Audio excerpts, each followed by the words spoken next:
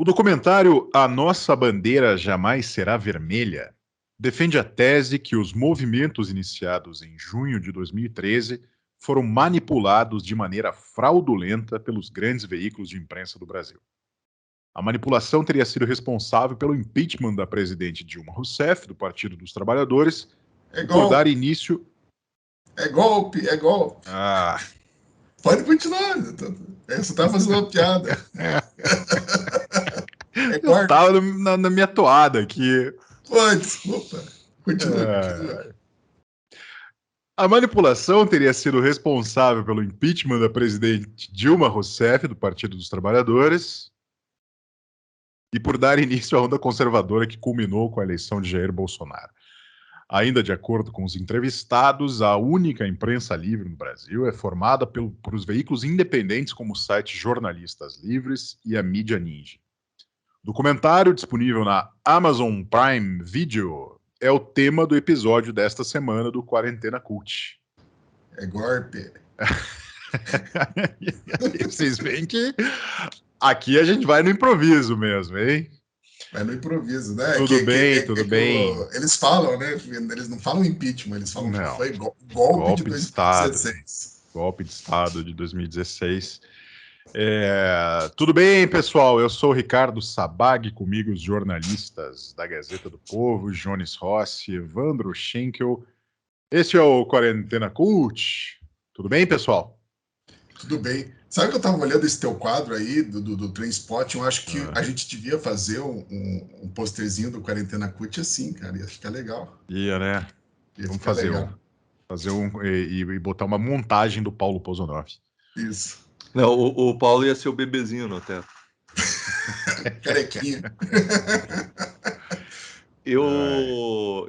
Primeiro aqui, deixa eu pedir aqui uma compreensão para os nossos ouvintes, porque espectadores, o Jones, eu sei que foi bastante criticado aí na última edição, né? A gente foi? Eu não vi. A gente foi criticado. Foi, olhar os comentários lá, o pessoal reclamando muito do teu áudio aí, que tá desnivelado com o nosso. Ué, mas eu escutei lá o áudio depois no YouTube e eu tava ok, cara. Não tava bem ruim, cara. Eita. Mas a gente vai resolver isso, tá? Em breve. Eu não vou mais participar. É um jeito de resolver. Tá resolvido. Bom, vamos voltar aqui. Vamos lá, falar do nosso filme. Sério, Nossa Bandeira Não Será Vermelha. Jamais. Jamais será Bandeira vermelha. Não Será Vermelha. É um documentário que está disponível no Prime Video. Graças a Deus, você precisa usar a busca para conseguir chegar nele. Até quando você usa a busca não responde diretamente. Demora, é verdade. Tá escondidinho. Tentar esconder lá, isso é uma boa, porque o documentário ele é uma tentativa de revisionismo histórico, tentando jogar para a imprensa uma participação que eu duvido muito que a própria imprensa tenha tido. Porém, como um relógio quebrado, o documentário acerta algumas poucas vezes, e é aí que é o meu ponto. Então, o documentário ele é uma coletânea de entrevistas com jornalistas, sociólogos, historiadores, comunicadores de esquerda, onde eles alegam... Tá bom, de extrema esquerda, né, Evandro? De esquerda é uma coisa, né? Os caras são de extrema esquerda. Progressista, Tem para todos os gostos. Exato. E eles fazem uma análise extemporânea sobre como foi a cobertura da imprensa nos governos Lula, no governo Dilma, pós-redemocratização, e para tudo conspirar que a elite usa a imprensa para, de alguma forma orquestrada, você conseguir ter o impeachment da Dilma, você ter tido a eleição do Bolsonaro e você ter tido... outros, né, as manifestações de 2013 teriam sido manipuladas, o que é um erro de visão. Porém, aí é que está onde eles acertam, é que eles acusam aquilo que nós também, volta e meia, apontamos aqui, que é a imprensa tem um lado, e não há problema a imprensa ter um lado, desde que esse lado seja muito claro, né? Então, a gente tem, por exemplo, eu vou dar um exemplo aqui da própria Gazeta do Povo. Nós somos um jornal que luta contra as pautas identitárias e que denuncia o politicamente correto no sentido mais vil e que defende valores tradicionais, família, essas coisas. Não há nenhum tipo de pudor em a gente falar que a gente defende as instituições democráticas, o livre mercado, a meritocracia, né, o menos Estado. Isso está lá nas nossas convicções, onde nós publicamos no nosso site, um conjunto de textos onde coloca por que nós somos a favor da vida desde a concepção. Está tudo lá. E a Gazeta do Povo faz um jornalismo em cima dessas premissas. E o que é revelador, né?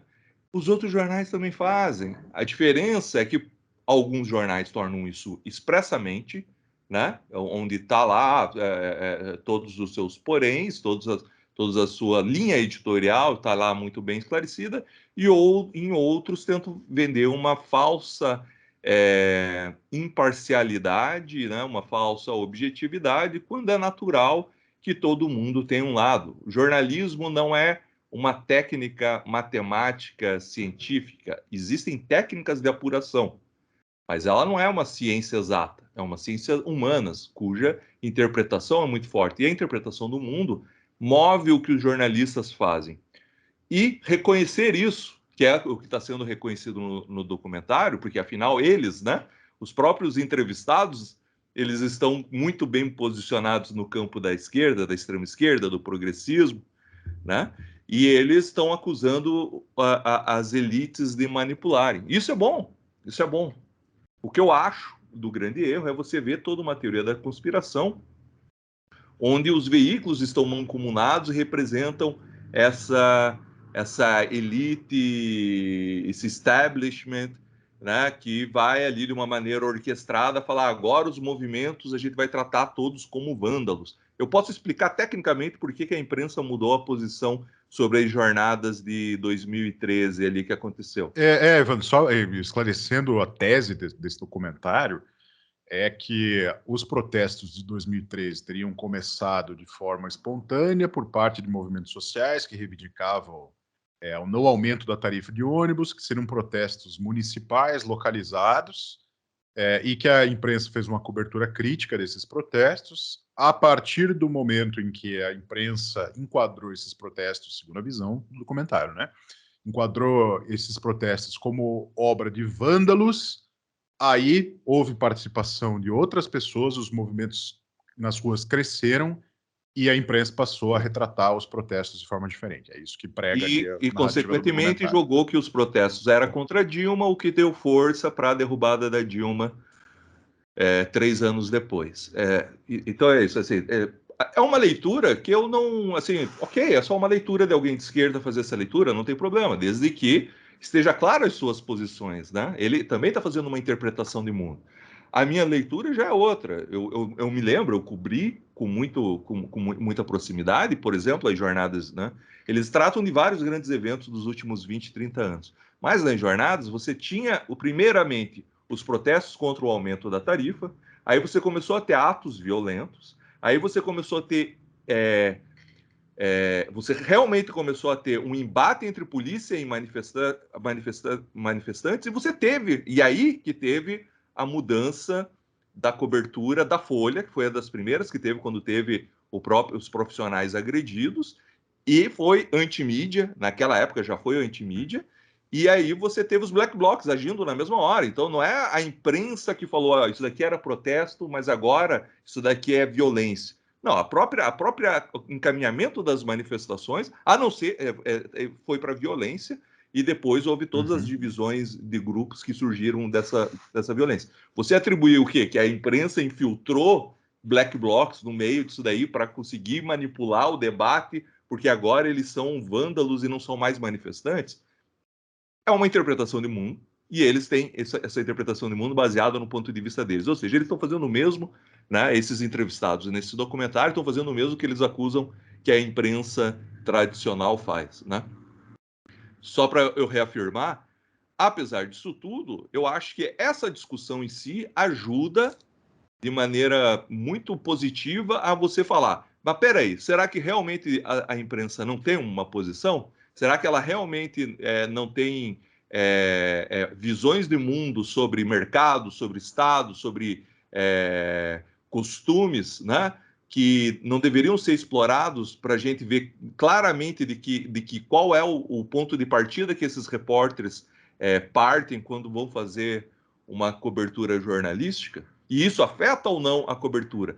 Eu acho, sinceramente, que afeta. Todo mundo afeta. Ninguém vive num mundo idealizado, num mundo teórico, onde a gente consegue colocar a nossa visão de mundo no bolso e parte para uma cobertura objetiva. A objetividade, ela é subjetiva em muitos casos. O que a gente tenta, a minha defesa, pelo menos, a minha visão de jornalismo, pelo menos, é a tentativa de busca pela objetividade. Esse é o máximo que um jornalista consegue fazer, né?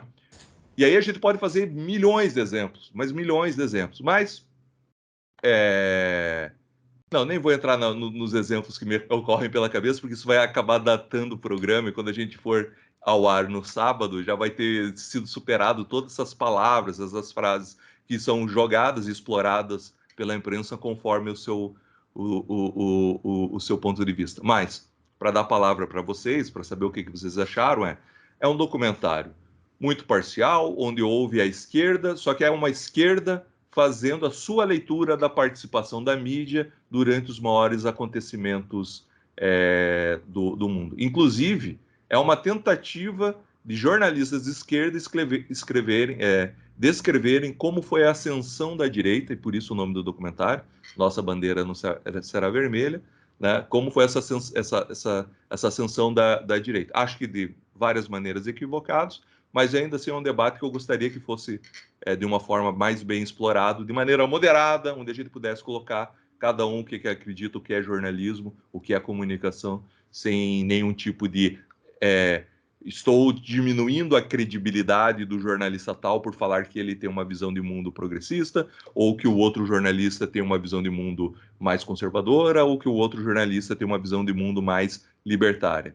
Eu não tô aqui acusando se um jornal faz melhor ou pior jornalismo. O que eu digo é: você faz um jornalismo em cima de bases pré-existentes da tua cultura, do teu meio, das universidades que você fez e daquilo que você leu, daquilo que você consumiu. Quanto mais o leitor souber qual é essa tua base, melhor, porque o leitor é inteligente o suficiente, o nosso seguidor é inteligente o suficiente para entender, tirar a informação a partir disso.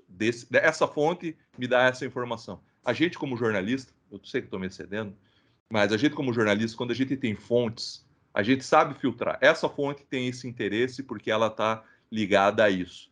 Isso não quer dizer que a informação dela esteja errada, mas você sabe filtrar que aquela informação tem certos interesses, tem certos pontos de vista, e ela já vem com algum tipo de interpretação. O leitor tem a mesma condição de fazer isso do que os jornalistas. Os jornalistas só precisam deixar claro qual é o ponto, as bases com o qual está se comunicando com o leitor. Oh, que bela discussão, hein? Gostei. E aí, Jones? Eu não vou ser tão bonzinho que nem o Evandro, porque os caras defendem abertamente censura, assim, pura e simples. O que eles fazem quando eles no comentário, quando eles juntam todas aquelas opiniões, é para dizer assim: olha, veja só, aquela lei de regulação de mídia do Lula não foi feita para censurar a imprensa. Foi feita porque, olha só, veja só, esses caras estão manipulando tudo, estão fazendo... Então tem que ter lei sim. Daí tem o Igor Fuser, Chico Sá, o cara do jornal GGN, aquele G7, o Nassif, o Luiz Nassif, o G7 Souza, que fica fazendo aqueles livros falando que o Brasil, a classe média do Brasil é composta por canalhas. Glenn Greenwald. Se bem que o Glenn eu acho que é contra a regulação, porque o Glenn é libertário, né? O Glenn é libertário, é diferente. O Glenn é outra história. O Glenn tá lá porque provavelmente devem ter cortado, editado e colocado só as partes que... E na época era Vaza Jato, né? Tem quando isso foi gravado, também. é do 2019. O Glenn ele vai mudando um pouco de opinião também a partir daquilo lá, né? Ele E o Noam Chomsky também tá lá. E o Igor Fuser, eu queria só chamar a atenção para quem for assistir o documentário. Não precisa assistir, porque a gente está falando como que é aqui, mas, obviamente, se você quiser assistir para tirar suas próprias conclusões, vai lá. Mas minhas conclusões, minhas pessoais aqui. Primeiro, Igor Fuser, da Universidade Federal do ABC. né? Ele fala abertamente, num país decente, a concessão da Globo não teria sido renovada, né? São esses caras que agora se dizem democratas e falam que o Bolsonaro que vai transformar o Brasil numa Venezuela. São esses caras aí. Sendo que na Venezuela o Maduro tirou a concessão de todas as TVs que faziam oposição ou eram um pouquinho críticas a ele. E o Igor Fuser tem um grande problema que eu quero que... Isso é uma coisa que o Nelson Rodrigues não falou, mas ele provavelmente falaria. Todo sujeito que usa cavanhaque pode ver na vida. É canalha, é pilantra.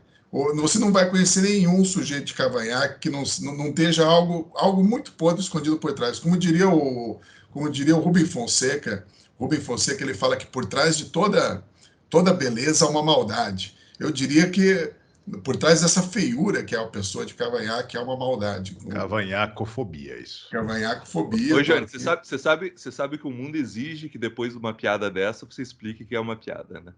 Ah, sim, estou fazendo uma piada.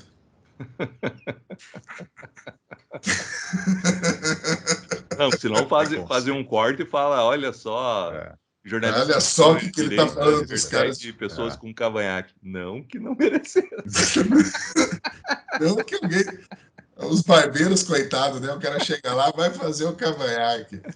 Enfim, se você, por acaso, está nos assistindo e tem cavanhaque, está na hora de rever aí suas escolhas estéticas na vida e tal. Mas, enfim, tirando essa brincadeira aqui que eu fiz de lado, é claro que o cara está defendendo a censura, né? Olha, a Globo aqui não noticia o que a gente quer.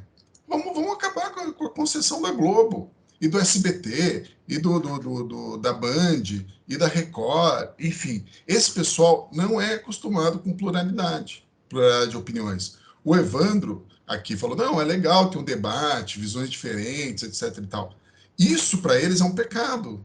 É um pecado você não ter a mesma visão que eles têm, né? Eu até concordo com algumas coisas que eles trazem, de concentração, etc. e tal, tem muito, mas isso era antiga. Ao mesmo tempo que eles falam isso, o documentário começa de uma forma: olha, existe uma concentração de mídia da imprensa em 6 famílias. Ok, realmente pode ser. Vamos lá, vamos concordar com essa tese, né? Vamos dizer que essa tese é verdadeira.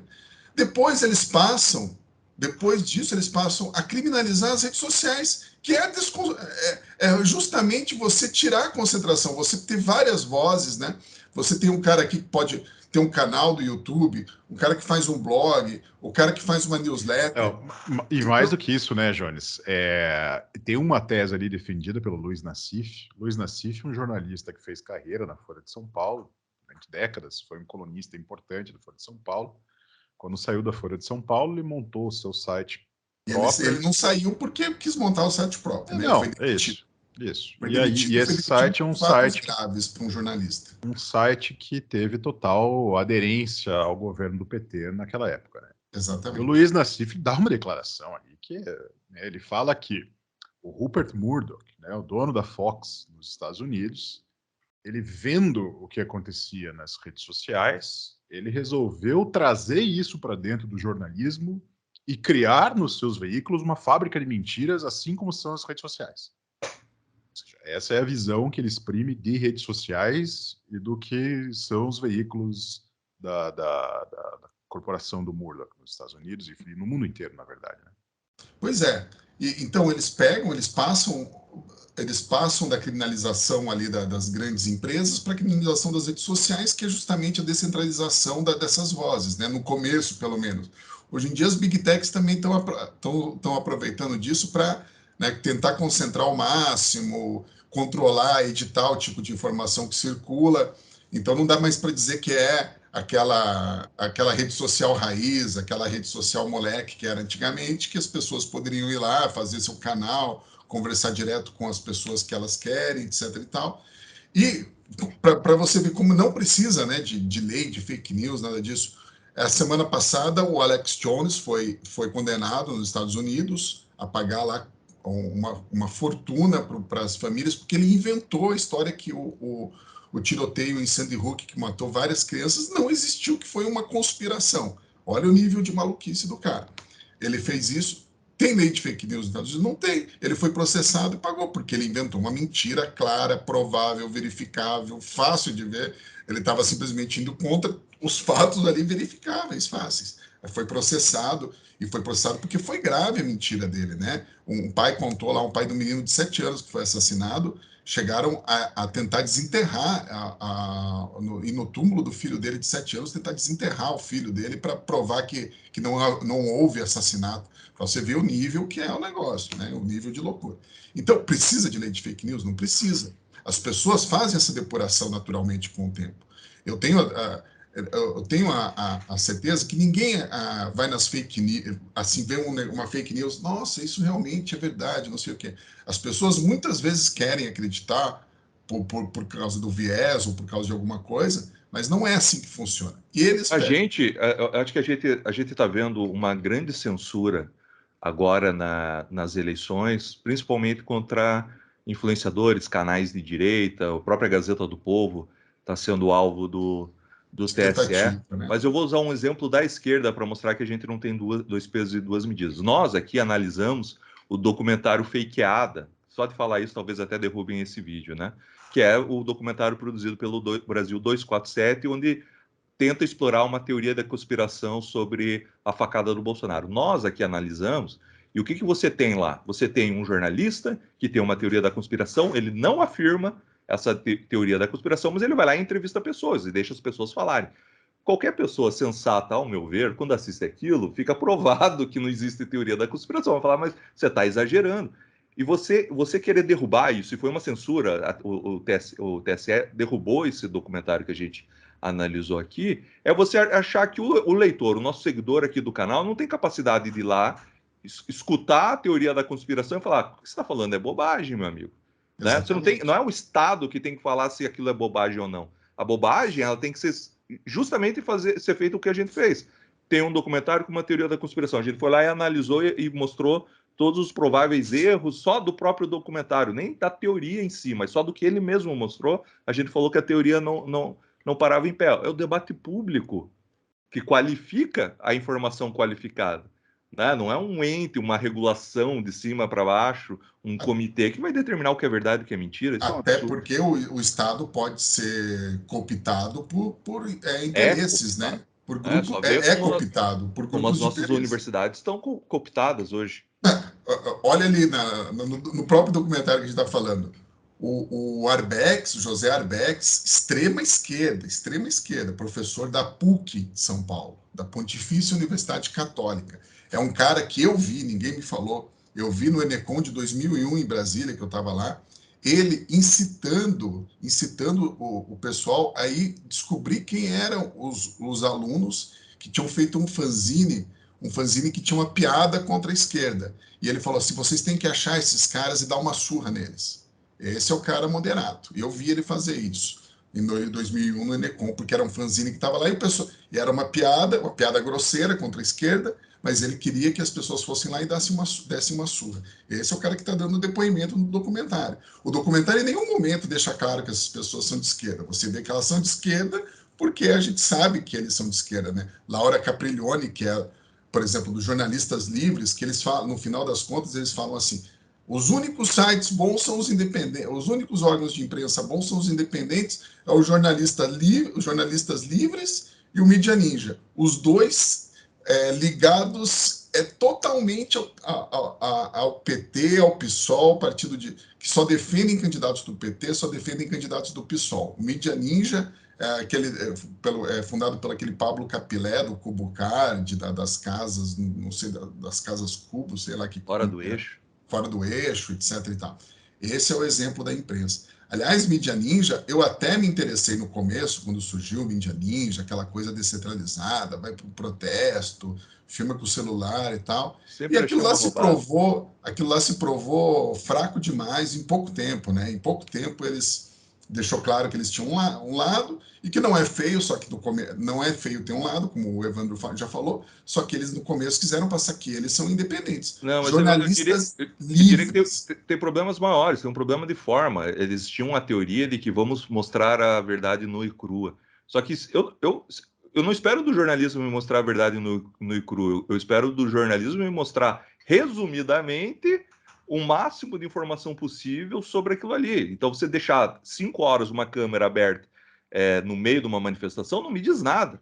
Eu prefiro 30 segundos de alguém falando teve X mil pessoas, tal coisa aconteceu. É isso que é o jornalismo profissional. Eles quiseram reinventar o jornalismo sem se fazer o básico, né? Tipo, eles acham que reinventar o jornalismo é simplesmente ir lá e mostrar alguma coisa. Então, a gente vai colocar um monte de câmera 24 horas, deixando na rua e a gente fica olhando. Põe em concessionária de pedágio, né? Sempre tem uma câmerazinha, você entra no site e você fica vendo ali. Não é jornalismo, né? Daí você vai saber, aquilo vai te dizer alguma coisa sobre a estrada, as condições da estrada, não vai dizer nada, né? Vai dizer que tem carro passando.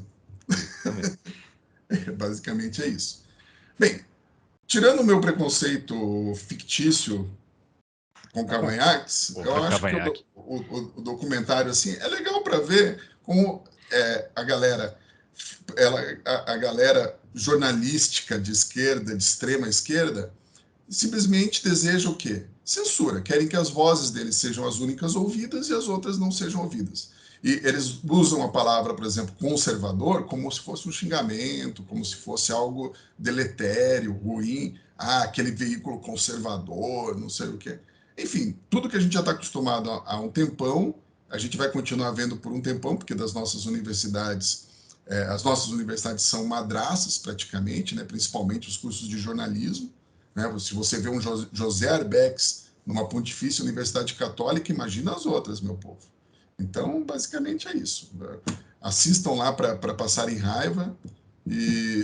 Eu acho que não vale a pena assistir, não. Não. É isso, Sabag. O que você achou? Olha, eu acho que o filme tem uma grande vantagem, que ele tem 1h12 de duração. Então, ele tem não só isso? Só isso. Ele não toma muito do seu tempo. Cada minuto me custou muito. Eu concordo plenamente quando o Evandro fala que é importante que exista, né, que esse tipo de registro seja feito, que ele esteja disponível. Quem quiser conhecer pode assistir, se não quiser, ouça a gente falando aqui a respeito do filme, né? Mas ele faz um depoimento histórico sobre a visão de algumas figuras, que são figuras, algumas delas, pelo menos, proeminentes nesse universo, nessa bolha de esquerda, né? Na bolha da imprensa de esquerda até mais posicionada, né? Alguns deles ali, um dos que fala mais no filme é o Rodrigo Viana, que é do Brasil 247, né? Se eu não me engano. O Rodrigo Viana, um jornalista brasileiro e tal, que tem uma carreira também em veículos de comunicação. No filme ele até fala, trabalhou 12 anos na Globo e tem uma visão bastante radical hoje do funcionamento da imprensa. Né? Então é ótimo que exista esse registro, que a gente possa conhecer de uma maneira transparente o que muitas dessas pessoas pensam. Agora, em termos da validade, né, do documentário, eu acho bastante desonesto, porque a gente fez aqui alguns programas nós fizemos a respeito de documentários que já saíram desse período aí dos protestos de 2013, né? Lembro de um chamado O Mês que Não Terminou, tá até na listinha aqui do Prime Video que a gente já assistiu. O filme do Josias Teófilo, né, que a gente falou, Nem Tudo Se Desfaz.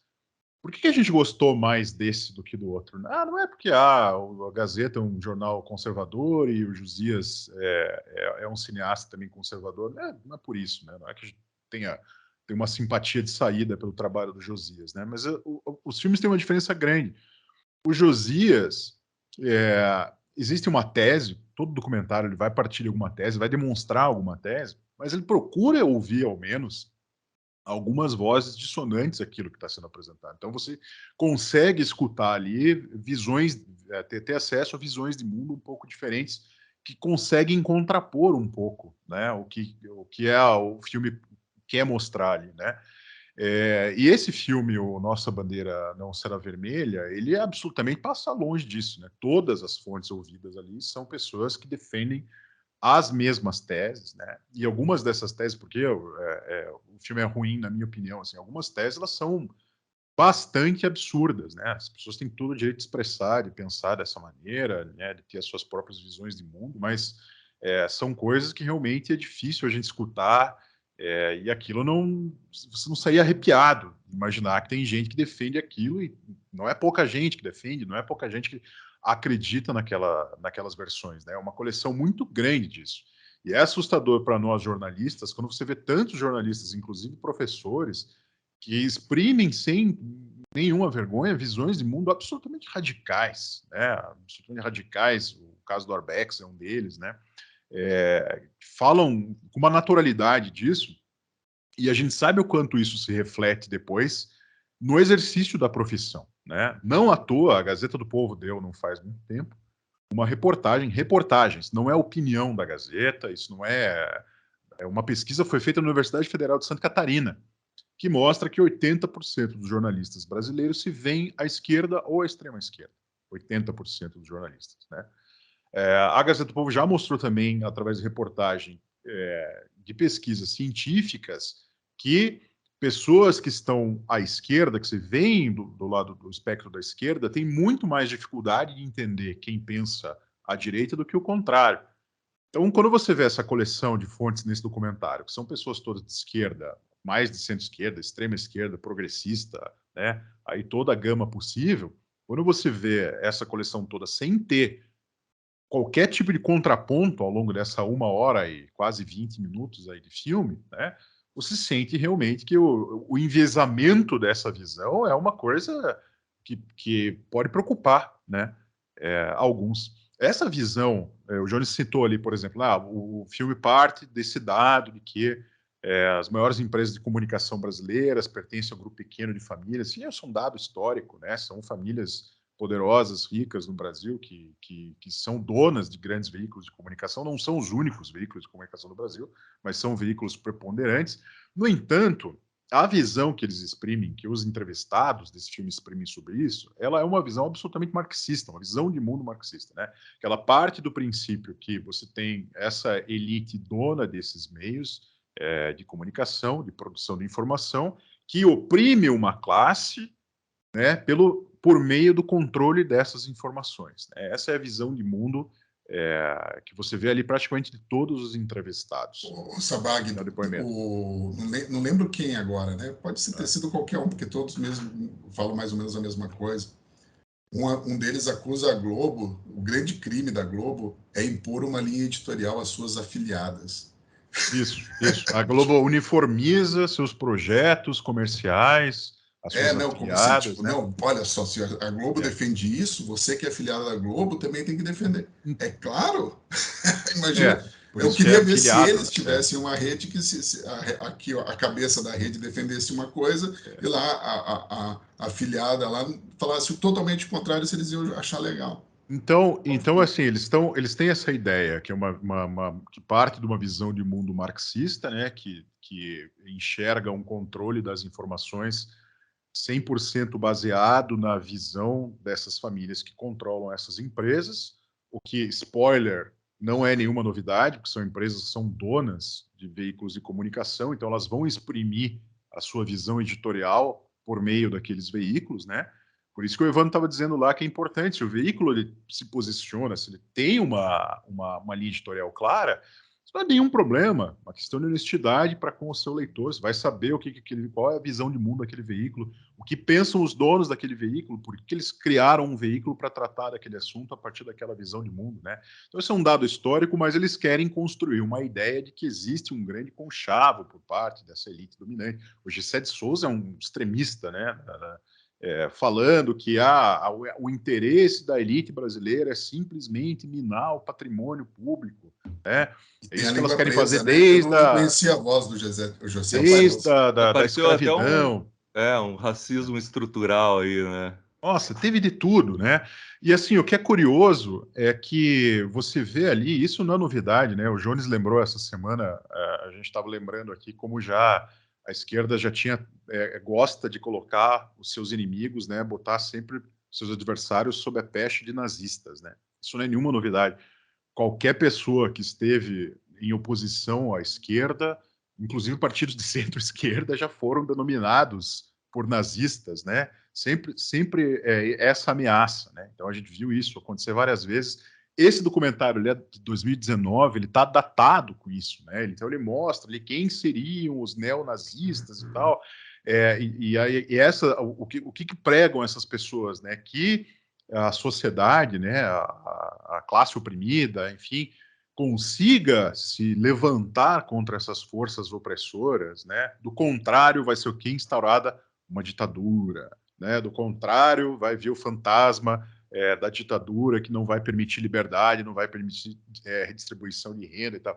Então, assim, uma visão, no mínimo, isso não falo por ser, né, por simpatia direita ou esquerda nem nada, mas é uma visão histórica ali que parece bastante ultrapassada, mas que ainda a gente vê que é muito comum, né, no meio progressista, você vê pessoas defendendo esse tipo de coisa. Então o filme ele fala muito disso, né, ele tem muita gente tratando disso. O Jones me desconcentrou quando eu estava lendo aqui o textinho de abertura, né, é golpe, né? Então eles falam muito isso, né? O impeachment de 2016 não foi um impeachment, foi um golpe de Estado, né? Foi um golpe de Estado praticado por quem? Pelas elites políticas, né? Agora, o mais perigoso disso porque até então você está vendo, ok, você pode discordar dessa visão, você pode achar que é uma visão atrasada, errada, né? Sem muito sentido na realidade. Agora, o filme vai se encaminhando para quê? Para que tente vencer a tese da regulação da imprensa, né? Então eles falam muito disso. Em qualquer país civilizado, qualquer país desenvolvido, existe esse controle de mídia. Oi? Existe controle de mídia, regulação de mídia por parte do Estado? País desenvolvido? Olha, não consigo lembrar de algum caso desse. Onde existe controle de imprensa são justamente nos países que são países socialistas, né? Eles tentam fazer uma confusão de autorregulação no mercado autorregulado, né, que em alguns países acontece, com regulação da mídia. Mas não é regulação estatal, né, Evandro? Autorregulação. Os Estados Unidos tem a FCC, né? A FCC tem alguns padrões que todas as empresas seguem e podem ser tiradas do ar por causa desses padrões. Eu fui na FCC lá em Washington, o cara explicou. Mas coisas assim, coisas graves. E tudo isso é combinado antes, né? Tipo, e coisas que são bom senso. Você não vai mostrar, por exemplo, assassinatos na TV, mostrar ao vivo em programas jornalísticos. Você não vai... tem palavras que você não pode falar ao vivo, tem tudo isso. Mas é um código que é combinado antes, etc. e tal, e todas as TVs seguem e podem gerar sanções, etc. e tal. O que esse filme está propondo, segundo, né, quem está dando seus depoimentos ali, não é esse tipo de regulação. Exatamente. É uma regulação que ela queria regular a liberdade de expressão. Aí sim, né? Porque, por exemplo, tem um...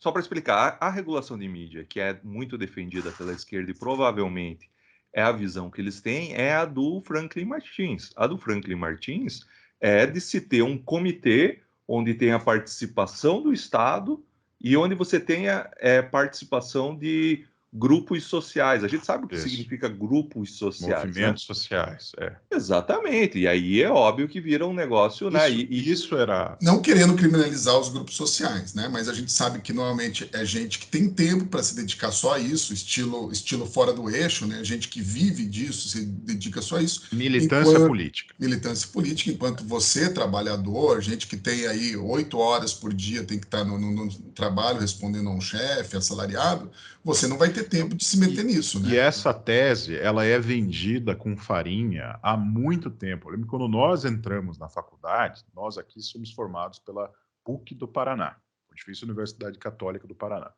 A gente entrou aqui para estudar jornalismo na PUC do Paraná, existia uma campanha que era promovida pelo DCE, pelos centros acadêmicos e tal, que tinha um adesivinho assim da democratização da comunicação.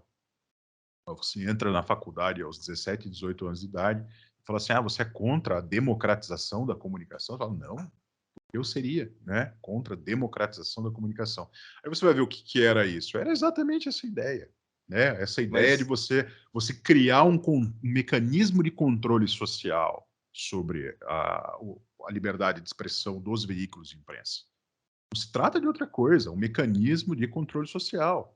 É isso, quando essas pessoas criticam o comportamento da imprensa em relação a certos eventos políticos, por exemplo, e atenção, plenamente criticáveis, né? Todo mundo pode criticar o comportamento da imprensa, você pode criticar o nosso comportamento da imprensa aqui na Gazeta do Povo, você tem toda a liberdade disso, né? Mas o que eles querem dizer é, há certas críticas que são feitas que deveriam ser reguladas, deveriam ser mediadas, porque passam do limite. E atenção, passa do limite quando? Um dos entrevistados fala isso, não lembro quem é agora, mas fala isso. Quando, por exemplo, a imprensa quer criminalizar os líderes dos movimentos que chegam ao poder, estão tentando nada mais do que exercer a democracia, mas eles querem criminalizar como imputando a eles corrupção, por exemplo. Ora, de quem será que eles estão falando? O que será que eles querem dizer com isso? Atrás de todo o discurso de democracia sempre tem um lulista enrustido, né? Pois é. Pois é. Então, assim, a gente estava falando, né, hoje mais cedo, assim, se tem essa ideia de que democracia, ela precisaria, isso partindo do princípio que são pessoas que não estão agindo de má fé, né? Eu falo isso. Estou partindo do princípio que não estejam agindo de má fé. Eles falam disso, como se a democracia ela precisasse ser protegida de uma redoma, fosse um bibelô de cristal e você tivesse que construir uma redoma, né, ao redor dela, em que aí você teria os eleitos, que seriam os eleitos, sei lá por onde, não pelo voto, né, que seriam os ungidos ali a fazer essa proteção, que vai dizer, isso aqui pode, isso não pode, essa crítica a gente não tem como tolerar, né? Então eles fazem lá críticas a capas da revista Veja, né, que era uma revista, tinha uma linha editorial de confronto com o governo, e usam aquilo como exemplo tácito. Isso aqui passou do limite, isso aqui não podia acontecer. É isso que eles estão dizendo, implicitamente. Que aquilo não podia acontecer. Não podia acontecer o quê? Você tocar no assunto, você fazer reportagens daquilo, ou fazer artigos de opinião, ou reportagens enviesadas a respeito daquilo, no sentido de querer demonstrar, revelar alguma coisa que estivesse acontecendo, porque as figuras públicas da vida pública, elas são tão frágeis que elas não podem suportar uma crítica pública. Alguém que é eleito presidente da República não vai partir disso, não vai sofrer isso a sua vida toda. Você tem que ter, então, alguém fazendo esse controle. Então, assim, é bom que exista. Nunca a gente vai dizer que não poderia acontecer um negócio desse. As pessoas têm que manifestar o que elas pensam. Elas têm liberdade disso. Agora, são ideias, elas são travestidas de ideias profundamente democráticas, né, de liberdade, que, na verdade, elas sim são profundamente autoritárias. E aí, quando se fala lá da bendita da autocrítica da esquerda, né, que já virou também um pastiche falar disso, né, mas é por quê? Porque pouca gente dentro da esquerda consegue admitir isso. Que esses movimentos são movimentos autoritários, sim, né, quando falam em regulação da imprensa, por exemplo, é um tipo de autoritarismo. Autoritarismo não é só gente que defende militarização, né, que acha que tem que ter intervenção militar, que o voto deveria ser indireto ou qualquer coisa assim. Não, isso também é um tipo de controle, é um tipo de autoritarismo. É difícil viver numa sociedade com ampla liberdade, né? A gente tem que ter uma maturidade. Eles não têm o voto da direita, né? Porque são todos fascistas, né?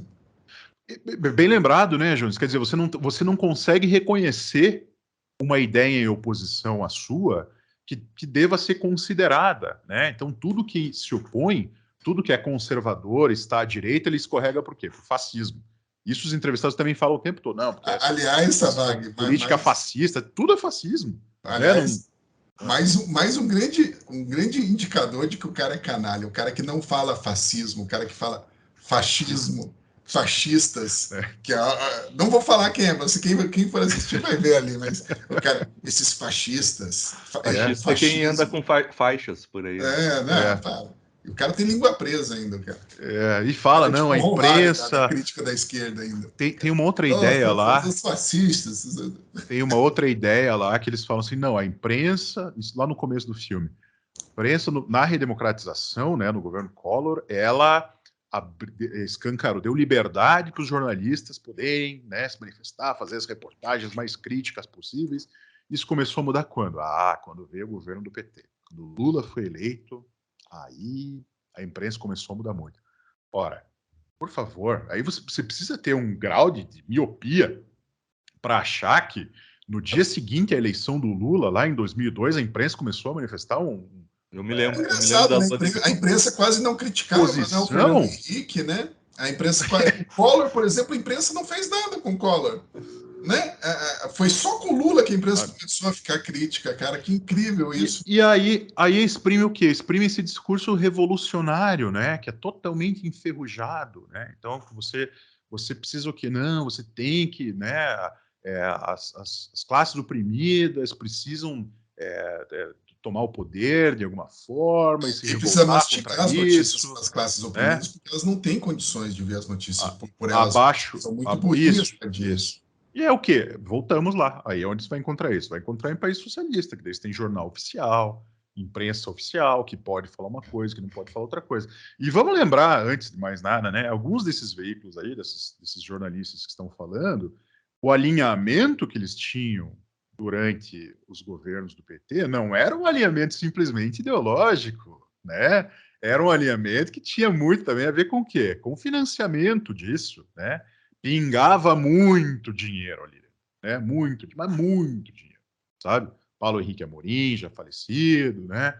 Essa turma aí, assim, a gente sabe muito bem, né? Qual é também o grau de adesão ali ideológica que se tem. Assim. Então, por isso que eu digo o seguinte: tá aí o filme, quem tiver essa curiosidade mórbida, vá assistir o filme, né? Agora, em termos de honestidade do debate, olha, pouca coisa. Só queria explorar mais um ponto, daí da minha parte eu encerro, que é eles partem, você falou que a gente entrou em 1997 na PUC e existia o papo da democratização da mídia. Só que, veja, naquela época, você ainda poderia falar que as famílias, que os grandes grupos de comunicação tinham muito controle do debate. Hoje em dia, gente, isso é papo de 1997. Hoje em dia, é justamente o contrário. A quantidade de veículos independentes, a quantidade de comunicadores independentes, e o que a gente tem visto? A gente tem visto justamente o Estado perseguindo os comunicadores independentes ultimamente. É justamente o que eles querem, um controle de mídia. Só que, veja, quando o controle de mídia está se voltando justamente para os independentes. Hoje eles não falam nada porque são conservadores, porque são pessoas de direita. Mas é a hora, ninguém vai segurar isso, ninguém vai segurar um Alexandre de Moraes no canetaço quando ele começar a agir contra a esquerda. Então, assim, o que eu quero dizer é, hoje você tem uma liberdade, hoje não existe monopólio de imprensa. Isso é uma bobagem. Qualquer cidade tem 5 ou 6 rádios, 3 ou 4 TVs locais, por regiões, né? Normalmente as TVs elas vão por regiões, e todos os sites do mundo para você poder se informar. Não, como até onde se saiba, não existe bloqueio de internet no Brasil para informação. Teoricamente, você achar que não existe uma democratização hoje você estar preso até 1997, né? O que mais você tem hoje são veículos atuando e fazendo jornalismo. E aí eu venho aqui só para fazer uma defesa. Quem democratiza a mídia é o leitor, é o telespectador. Nada prende, nada faz alguém ser obrigado, hoje em dia, a assistir um canal, a consumir um veículo. Se o UOL é o maior veículo de internet no Brasil, é porque o brasileiro vai lá e apoia a linha editorial do UOL. Essa é uma verdade que tem que ser dita aqui para os nossos telespectadores. Por que eu chego aí? Porque só depende dos nossos telespectadores e dos leitores apoiarem aqueles jornais com os quais eles concordam, que acham que faz jornalismo, com quais têm opiniões baseadas em fatos, tem clareza, né, de linha editorial, isso é muito importante, né, você ter essa clareza. Se ninguém impede os leitores e telespectadores de fazerem uma opção, ninguém consegue impedir isso. Se as pessoas vão e acessam o UOL, e eu não tenho nada contra o UOL, não me interpretem mal, porque se as pessoas apoiam o UOL que seja o maior. Isso mostra que as pessoas gostam muito do UOL. Se as pessoas gostam muito do Brasil Paralelo, e hoje eles já têm 400 mil assinantes, ótimo para o Brasil Paralelo. Isso significa que as pessoas estão apoiando.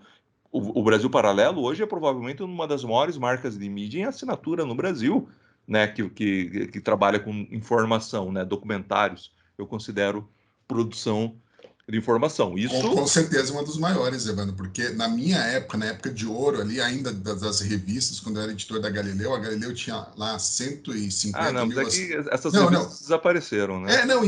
Então, para você ver, essas revistas desapareceram. A Galileu nem edição impressa mais tem. É super interessante, sei lá como que ainda tem edição impressa. Cobra R$ 25 um exemplar. Hoje em dia, nenhuma dessas revistas antigamente... Não, tal, a Veja hoje deve ter 80 e poucos mil assinantes. Exatamente. Então, assim, o Brasil Paralelo é um dos maiores. E quem é que faz isso acontecer? Justamente o assinante. Eu pediria que vocês avaliassem muito e nos apoiar, porque a Gazeta precisa mesmo. Né? Então, assim, não adianta depois falar que mas a Folha fez não sei o quê, o Globo fez não sei o quê, o Estadão tá... Veja, tá na mão decidir qual é o jornalismo que vai ter força no futuro. É isso, assim, tá na mão. A gente tem aqui quase 1 milhão de seguidores no canal do YouTube. Se a gente conseguisse, em grande parte disso, apoiasse o jornalismo da Gazeta do Povo, ele seria mais forte, seria mais pungente. E é uma prova, a Gazeta do Povo é uma prova do comprometimento. A gente só está aqui por causa dos nossos quase 100 mil assinantes. Mas é pouco perto do que a gente precisa. O jornalismo é muito caro, pessoal. Assim, vocês não fazem ideia da quantidade de pessoas envolvidas. Só para a gente manter um time em Brasília é muito difícil, né? É muito custoso. Por isso que é difícil você ver novas marcas. Se as pessoas pudessem nos apoiar, se metade desse 1 milhão nos apoiasse... Aí a gente ia fazer um jornalismo de arrebentar. A gente poderia ter uma equipe só para o STF. Só, com certeza. Só para o STF, uma equipe... Nessas eleições, a gente podia ter uma equipe só para o TSE. Não tenha dúvidas que a gente faria um barulho danado se a gente tivesse recursos suficientes. Mas o que eu quero dizer é, essa visão que a esquerda tem, que é uma visão ultrapassada da democratização da mídia, que é o monopólio, não existe, não tem, ninguém é obrigado a consumir nada. O que existe talvez a gente tenha que reconhecer que os veículos com tendências progressistas e os veículos de esquerda tenham muito mais apoio do leitor, que o conservador não gosta de apoiar veículos de mídia, mesmo quando são identificados com esses veículos de mídia. É triste, mas talvez seja uma constatação, né? E fica na mão das pessoas mesmo conseguirem reverter. Parece que eu estou pedindo para vocês assinarem, é porque eu estou pedindo para as pessoas realmente assinarem, assim. Já faz assinatura de streaming, já faz várias assinaturas, assina a Gazeta do Povo, porque aí você consegue mostrar. Se a Gazeta do Povo for forte, esse discursinho de complôs e de que a imprensa quer destruir o PT, o que eu acho que todo mundo aqui concorda que é discurso, é apenas discurso, é uma interpretação, vou tentar ser positivo, né? É uma interpretação, mas de qualquer maneira é importante que as pessoas manifestem apoiando oficialmente os canais para que eles cresçam. E eles estão crescendo, eu também não vou ser injusto. Os canais, eles estão crescendo, é por isso que estão sendo perseguidos, e talvez seja por isso que hoje em dia a esquerda esteja tão calada à perseguição dos canais independentes, né? Estejam tão alinhadas com aqueles veículos que talvez eles eram... Vamos lá, Reinaldo Azevedo, né? Era alguém que... Aliás, tem um cara que realmente foi perseguido no documentário, que foi o cara que fez a matéria. Aí, ele diz que tem provas, né? Não vou entrar, porque eu não vi a matéria dele, do Novo Jornal de Belo Horizonte. O cara que ficou 9 meses preso, né? Porque ele publicou a matéria e, bem, ele foi solto por falta de provas, né? Tá no documentário. Sobre uma suposta overdose do Aécio Neves. Eu vou colocar bem aqui, é suposta, viu, gente? Não tem nada, porque eu não vi a matéria. Se vocês quiserem, procurem, Novo Jornal, tá? E o cara ficou 9 meses preso, porque a irmã do Aécio Neves, segundo ele no documentário, pediu a prisão dele, ficou 9 meses e depois foi solto, e o delegado disse ali, segundo o documentário, que não tinha nada contra ele. O Reinaldo Azevedo é um que mudou totalmente de posição depois que a Lava Jato chegou no Aécio Neves, né? Vamos lembrar disso, né? Eu não coloco a credibilidade do Reinaldo Azevedo, mas é que ele era alguém que era identificado com o público lavajatista, cara, e criou a expressão ele é muito identificado com o público lulista, né? Então, assim, por quais os motivos que mudou essa identificação, eu nem julgaria. Mas o que você trouxe é bem importante, porque isso não importa qual lado, qual a sua linha editorial. O que importa é deixe que a própria sociedade e você tem caminhos legais, civis, né? Não precisa de prisão para você provar uma mentira, para você pedir um direito de resposta e para você pedir uma indenização quando a imprensa erra. Existem caminhos, né? Então, você ir para o arbítrio, por exemplo, como a gente está enfrentando isso, vários canais desmonetizados, tirando a capacidade de remuneração de profissionais, de comunicadores, hoje em dia, né? Isso está acontecendo por emitir opiniões, né? Então, assim, não é, ou alguns até por produzir...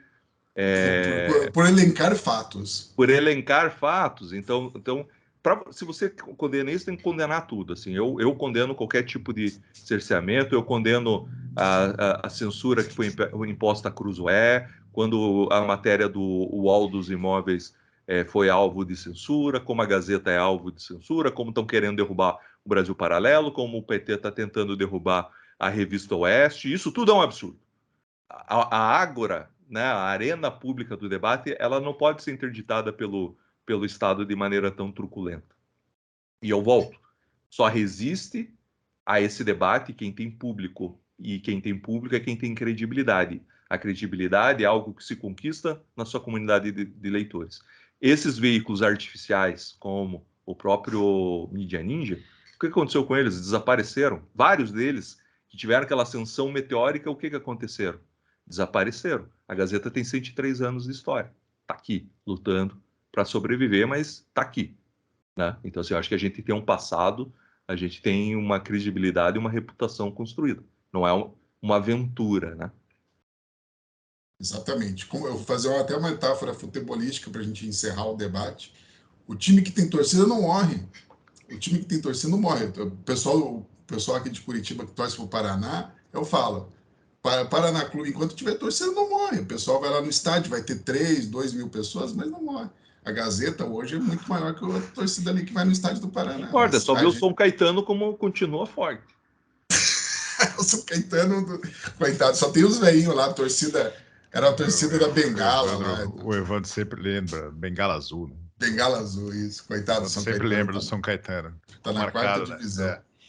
Vamos falar das nossas recomendações? Eu acho que sim, né? Porque aqui acho que a gente esgotou o que dá para falar sobre esse filme, tá aí, quem quiser assistir, fica à vontade. A gente já tá com 1 hora de gravação. Mas essa é a nossa opinião. É isso. Recomendações. Quem começa? A minha desrecomendação, então vou começar com uma desrecomendação. Tá todo mundo falando bem, todo mundo estava falando bem de Lobisomem pela Meia-Noite da Disney, no streaming da Disney, Lobisomem pela Meia-Noite. Nunca ouvi falar. Tava todo mundo falando bem, porque é uma tentativa diferente de falar sobre heróis, não sei o que lá, um filme preto e branco, muito inspirado no expressionismo alemão, e realmente ele é inspirado no cinema do começo do século passado, eles... E é uma droga. Então você assiste ali, assim, primeiro que o digital preto e branco para mim me incomoda muito, porque fica parecendo que é só filtrinho, assim, falta textura, falta iluminação, falta um monte de coisa. E não me parece uma escolha estética agradável. Eu acho que é porque eles precisavam colocar sangue não pode ter no Disney mais, então eu acho que eles colocaram pós-produção de filmagem preto e branco, justamente porque daí eles não precisam fazer cortes do sangue, mas é uma bobajada, assim, é com o Gabriel Garcia Bernal, assim, um negócio que, se chegar para você para assistir, não faça isso, porque tem uma vantagem, é curto, acho que são 50 minutos, é um dos filmes que não chega a ter 1 hora, assim, é bem curtinho. É um filme? É um filme. Não, eu nem tava, cara, eu não tava sabendo, nem sei de que herói é esse, nunca tinha ouvido falar. Tá por dentro, Joyce, tá por dentro. Tô totalmente por fora desse cara, é Lobisomem da Meia-Noite? Você tá mais por fora do que rego de caminhoneiro. Mais perdido que azeitona em boca de banguela. Então é isso, é uma não recomendação, não tem nada ali que vale a pena. É uma historinha de HQ mensal. É isso. É tipo aqueles noir que tinha, lembra? Noir, Batman noir, Homem-Aranha noir. Não, é muito mais fraco. É? Tá, então não vale. Mas é isso aí, eu acho que você pegou o espírito. É isso aí mesmo. É tentar dar um ar cult para uma historinha cachorra. Boa. Eu vou fazer 2 desrecomendações. E uma recomendação. Tá. As duas dessas recomendações são da Amazon Prime Video. A Amazon, vamos falar, melhora aí o catálogo Amazon. Né? Você entra lá, 2 horas procurando um negócio, depois... Enfim, cara, eu assisti um filme chamado 2067, mas eu mereci. Você constantemente faz isso com você mesmo. Faço. Mas tinha aquele Cody Smith McPhee lá que concorreu ao Oscar e tal. Se passa num futuro em que todas as plantas são extintas e daí a humanidade tem que consumir oxigênio artificial. Daí constroem uma máquina do tempo para ir para o futuro, para descobrir se no futuro arranjaram uma solução e trazer para o passado a solução do futuro. E tem uma parte muito boa. Peraí. Calma. Isso daí é complexo.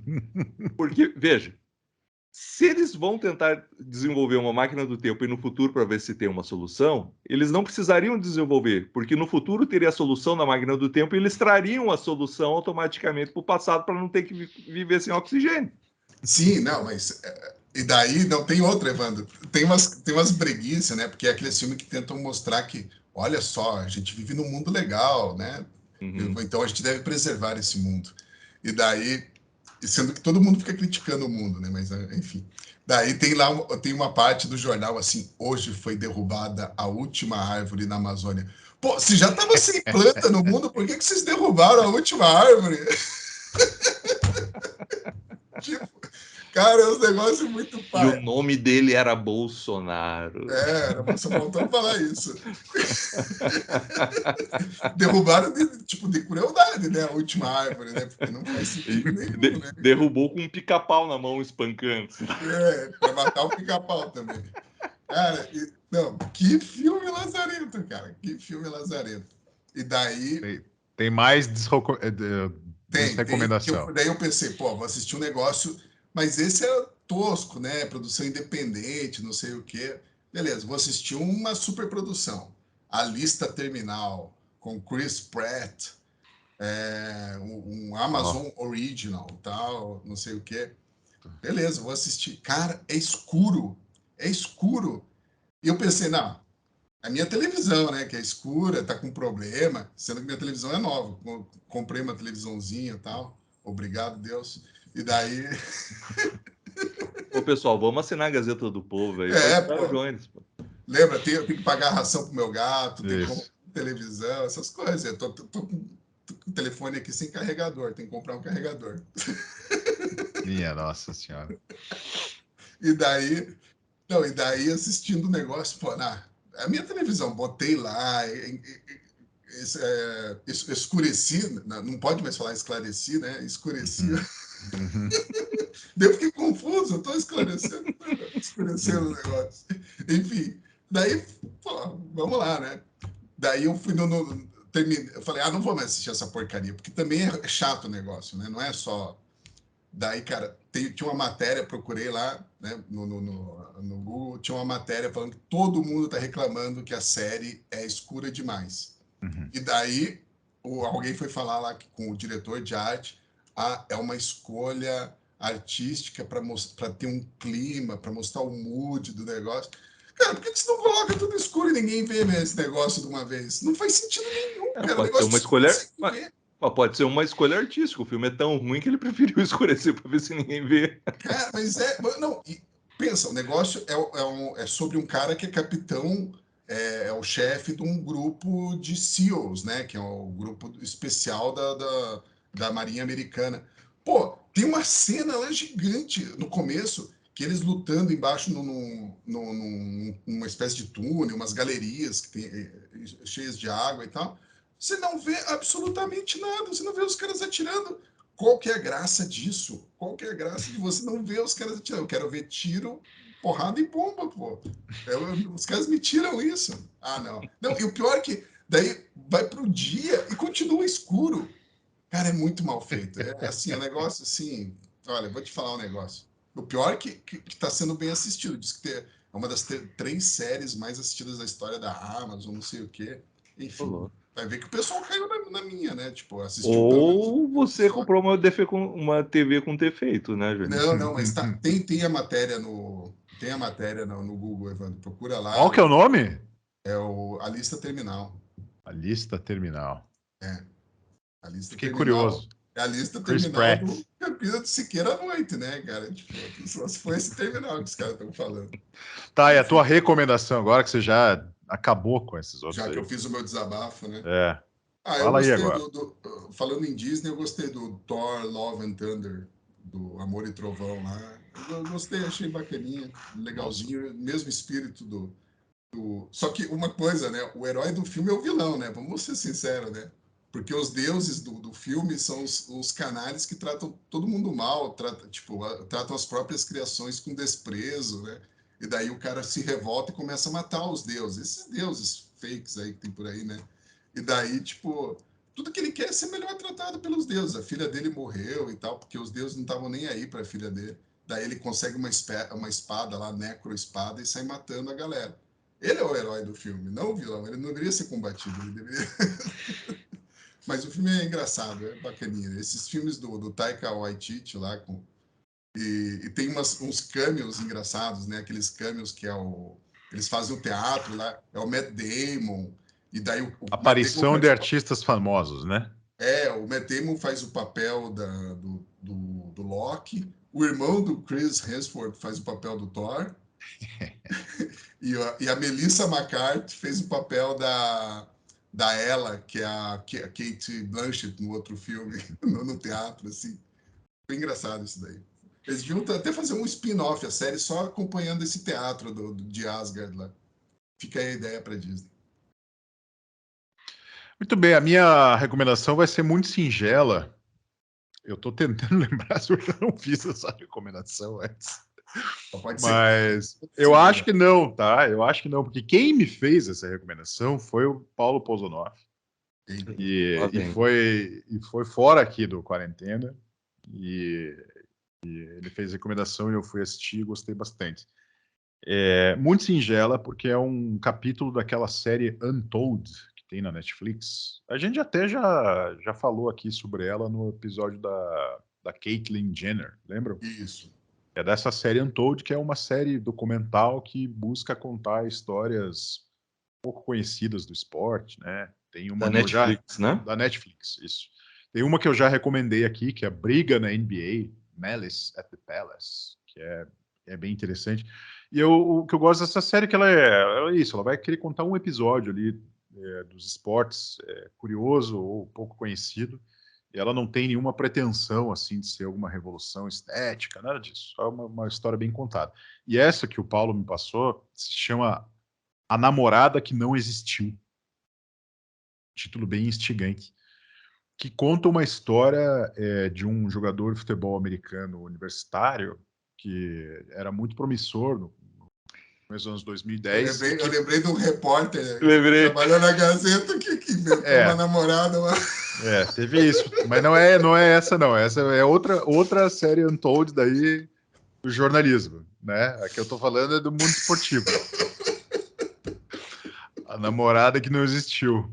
Em que esse jogador de futebol americano ele é vítima de catfish, aquele golpe que ele acredita ter um relacionamento com uma pessoa que na verdade era inventada, né, por outra e tal.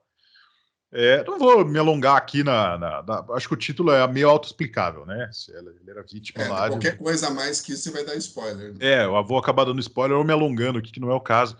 Mas assim, uma história muito curiosa, é uma história muito rocambolesca essa, de como que foi dado esse golpe no cara e tal. Ótimo adjetivo. Como que tudo aconteceu, assim, qual foi o contexto que foi dado para ele.